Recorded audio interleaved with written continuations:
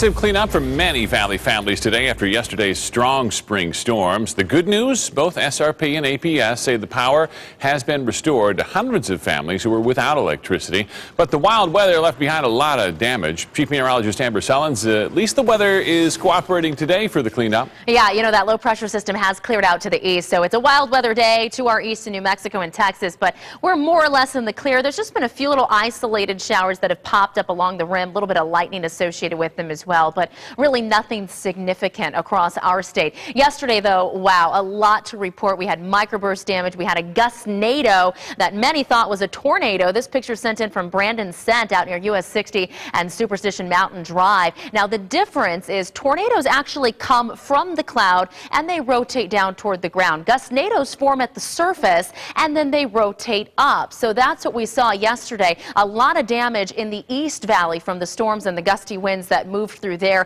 That's where we find meteorologist Rich Dahlquist, who is tracking what's happening out there, surveying some of the damage. And Rich, how is the cleanup going today?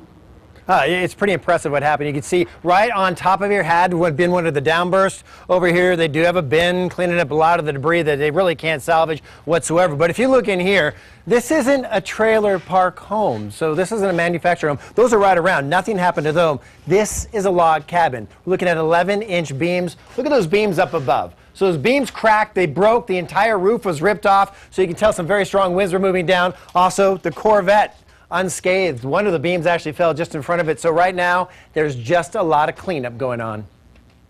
After a nighttime storm, daylight brought a big cleanup for many across the valley. The back of the roof was rolled up like a sardine can. Kimberly Strong is already having work done on her house in Santan Valley. Workers are starting to repair her home after the strong winds ripped the roof off her cabin, caving in both garage doors, which now rests on her 1986 Corvette.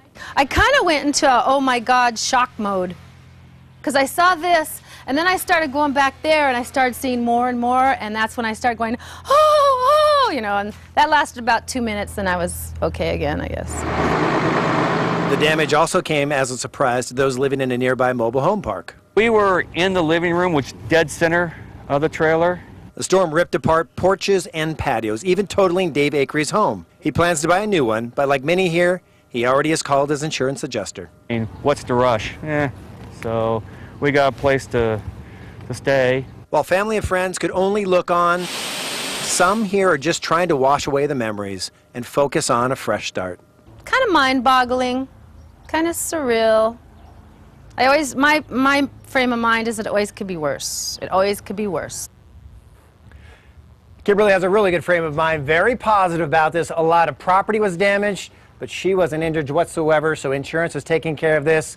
And she has another month until the monsoon starts, so plenty of time to clean up and positive spirits. Back to you, Amber. Yeah, plenty of sunshine to do that cleanup into. We don't have any storms to track on the horizon for the next 7 days. It is going to be lots of sunny skies. Temperatures right now in the 90s, but we do have triple-digit heat in your 7 days, so we'll take a look at that coming up in just minutes. All right, Amber, thank you. A Scottsdale woman testifying in court defending